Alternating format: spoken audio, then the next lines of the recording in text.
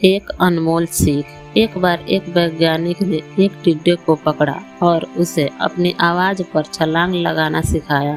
वैज्ञानिक टिड्डे से कहा, कूदो टिड्डा। उसके आवाज सुनते ही जोर से छलांग लगा देता। अब वह वैज्ञानिक था तो प्रयोग करना बनता ही था। उन्होंने टिड्डे की छलांग पर प्रयोग किया। वैज्ञानिक ने उसकी एक टांग तोड़ दी और फिर बोला, कूदो। अब टिड्डे की छलांग की दूरी कम हो गई। वैज्ञानिक ने उसकी दूसरी टांग तोड़ दी और फिर बोला, कूदो टिड्डा। टिड्डे की छलांग और कम हो गई। फिर अब तोड़ी गई उसकी तीसरी टांग, फिर छलांग की दूरी और कम हो गई।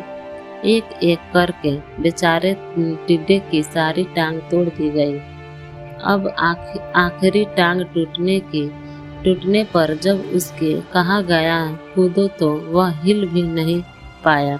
अब वैज्ञानिक ने अपना निष्कर्ष अपनी डायरी में लिखा। जानते हो उसने क्या लिखा? जब टिड्डे की एक टांग तोड़ी गई तो वह थोड़ा बहरा हो गया। जब उसकी दूसरी टांग तोड़ी गई तो वो और बहरा हो गया।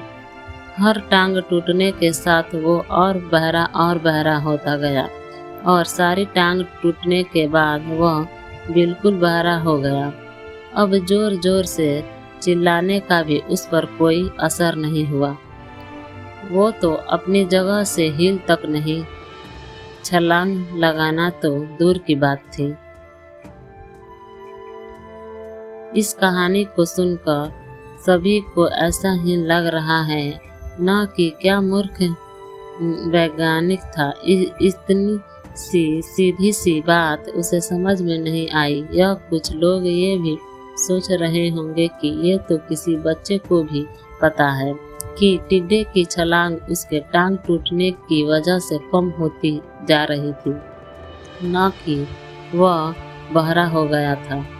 दोस्तों, हम सभी जीवन में कई बार ऐसा ही मूर्ख बन जाते हैं। कई बार जीवन में दो घटनाएं एक साथ ऐसे घटती हैं कि उनका एक दूसरे से कोई संबंध होता ही नहीं, फिर भी ऐसा लगता है कि गहरा संबंध है।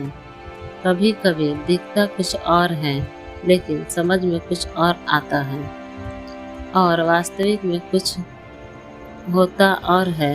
इसलिए अगर पछताना नहीं है तो जीवन में जल्दबाजी भी नहीं, कोई निर्णय न ले। हमेशा समझ बूझ कर इस्तेमाल करें, सावधानी बरतें, नतीजा सोच विचार कर ही निकालें।